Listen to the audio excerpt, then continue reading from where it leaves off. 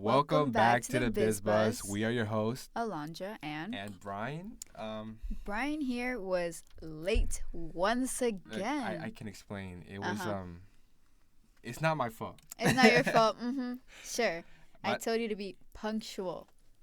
I mean, it was just a little bit late to our A little bit late. review. Mm, It wasn't too crazy, but it was.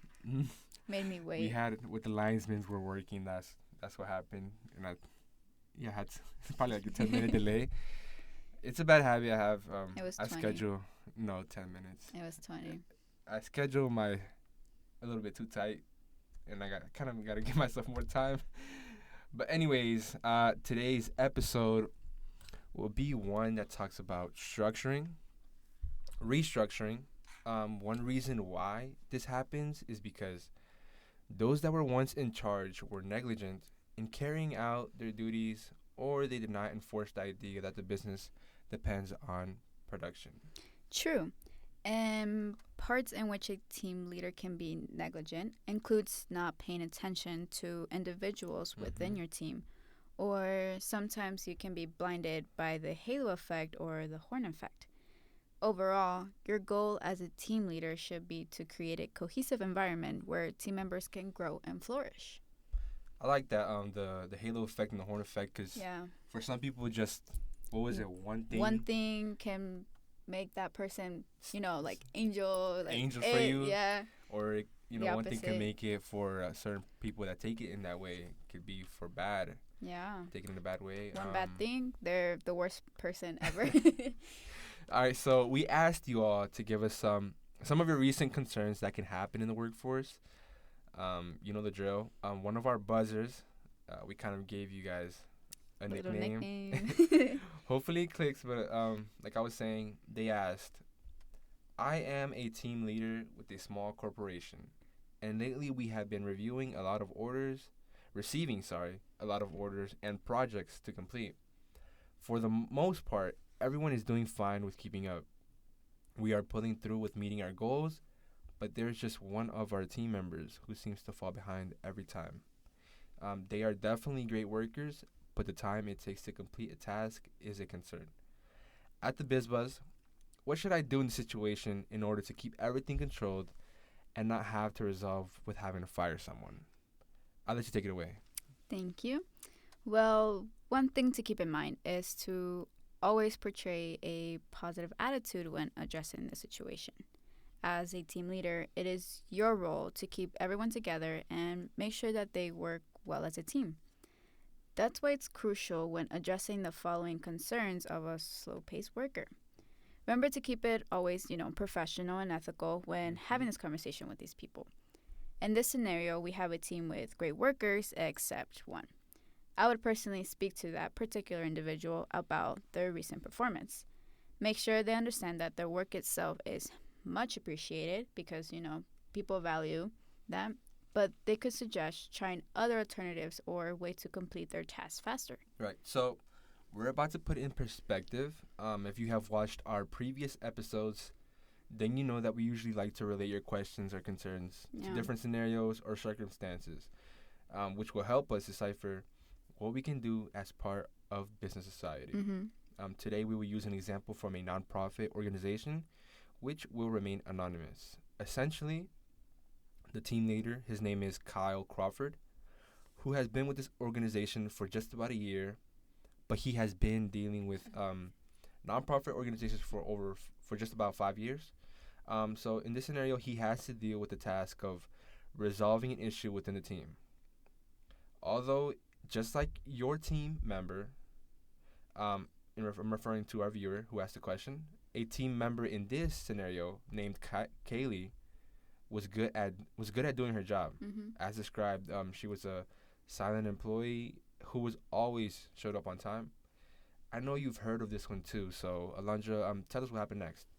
So, Kyle Crawford, which is essentially the team leader at this nonprofit organization, had faced many work challenges with his team like any other team leader would.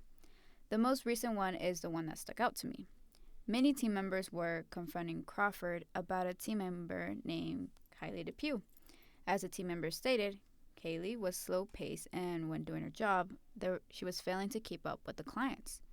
The team members became hostile and began targeting Kaylee because she was slow at her doing her job. They started saying insults that attributed to her physical display. They want her to be at the same pace as everyone else. During previous evaluations, they have never adjusted her pace, meaning there was no feedback being given and that she had no room or recommendation to improve. Just based off of this scenario, that's one thing you don't want in your team. You don't want any hostility. You don't want anything negative, basically. So I agree. If you don't give any feedback, there's no room to grow. So Crawford now has to address the issues within the team, which were not previously addressed by previous team leaders, giving a lack of sense to improve. Crawford has to be diligent and careful with how he directs this matter. In order to restructure how you want Kaylee to perform, you will need to have a one-on-one conversation with her, because that will relieve any small details. You will have to address her work, whether you like it or not. As a team leader, you have to. It's part of your job. And that's what will make the group work efficiently. Exactly. He can ask her about her style of getting the job done and her step-by-step process so that you can decipher a bit of what goes on her head.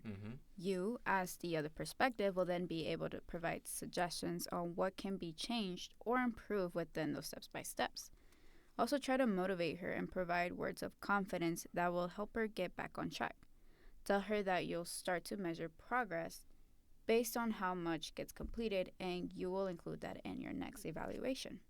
Yeah, I'd like to add a bit onto that as well. I believe that addressing underperformance, this is how important it is. Addressing underperformance immediately is urgent because it does not give any of your team members any sort of satisfaction with what they're doing, even though what they're doing is not enough. So instead of giving them any sort of satisfaction because you haven't given them any feedback, instead, you can help them by giving that feedback for a plan and a strategy so you guys can meet your goals. When a specific area or task is noticed to be the weak point, that's when you can suggest further training that will polish those skills. And remember, readdress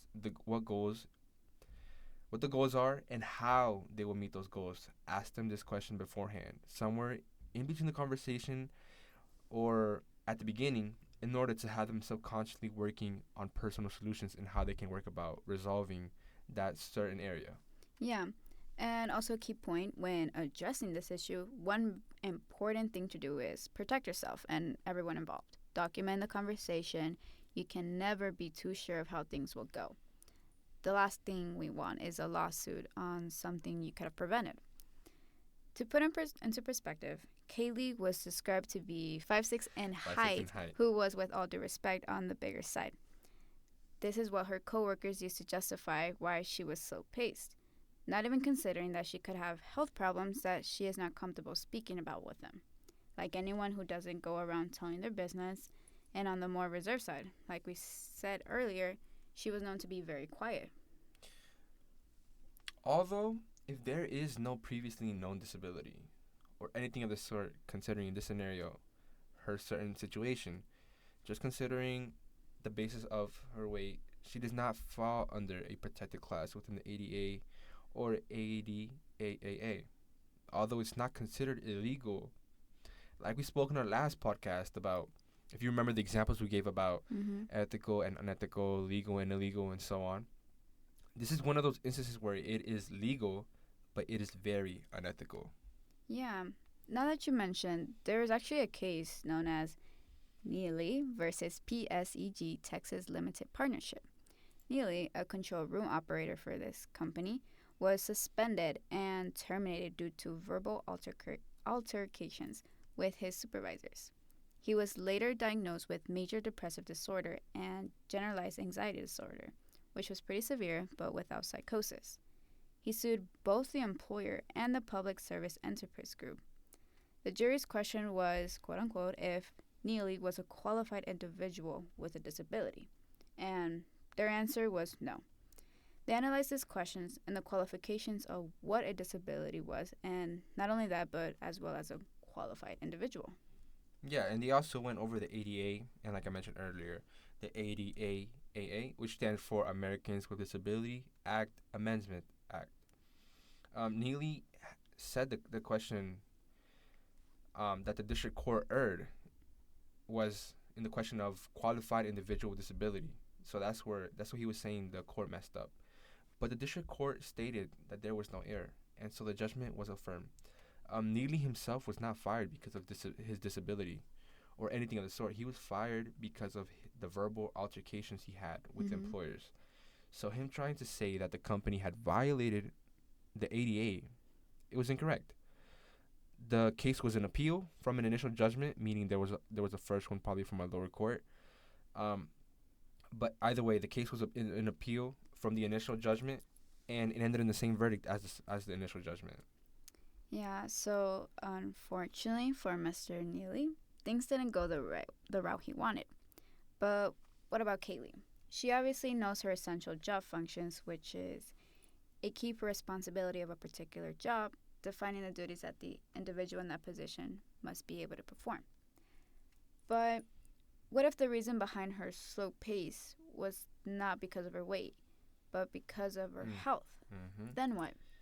Yeah, that's definitely a different ballpark. Since she brought up a delicate topic, she brought it to you forwards. You are now able to speak on it because remember, it is illegal to ask Yeah. someone about a certain disability. But if they are keen on wanting to speak on it, then you can because it came from them first. Um, so if she brings it up, she will have to elaborate how her health is affecting her performance specifically. If she is professionally evaluated, then she can bring that evaluation to Crawford and administration. What that means is that she has a chance of falling within one of the protected classes. If her evaluation falls under a protected class, then you will have to provide proper accommodation under ADA slash ADAAA provisions. Yeah, well, in that case, if those circumstances were valid in the situation, then what Crawford can Yep. do is talk to Kaylee about providing possible reasonable accommodations. This could be any change to the application or hiring process, the job, the way the job is done, or the work environment that allows a qualified person with a disability to perform the essential functions of that job while also providing those equal employment opportunities. Mm-hmm. Also, another thing he can do is have the team members review and comply with the ADA, as well as post notice to team members of their rights and how to file a charge of discrimination with the EEOC, which stands for Equal Employment Opportunity Commission. And that's very important because letting your teams know how the system or how certain things will work with certain individuals, it's important to know that so that they can't address themselves in a bad way, in an Mm-hmm. unethical way. Um, and they have to keep that in mind because you don't want to become a liability, like we said in previous episodes, for the company and eventually be fired. So when it comes to creating an efficient system, you can easily identify distractions. The team or group will not work as efficiently when there are distractions. Here, the distraction is that one of the team members is, according to them, slow, and others are complaining about it. This is causing them to focus on that specific team member's performance instead of the overall performance of the team. Yeah, when it comes to team performance, knowing how to function as a team is essential. So, and this skills and abilities can help choose who can fit in the team. Now, the key point is the different personalities that make up the team. So, the team members' personalities have the impact on collaboration, shared cognition, sharing of information, and the overall team performance.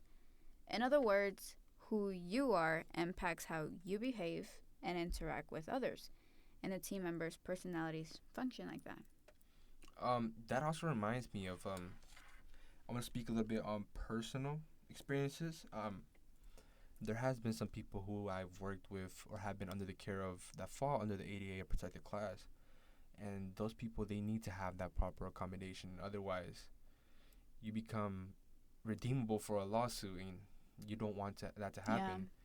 Um, Based on just personal experience, from different other jobs, you can see that they have to provide that proper accommodation, and also not even just in jobs. You can see it in schools.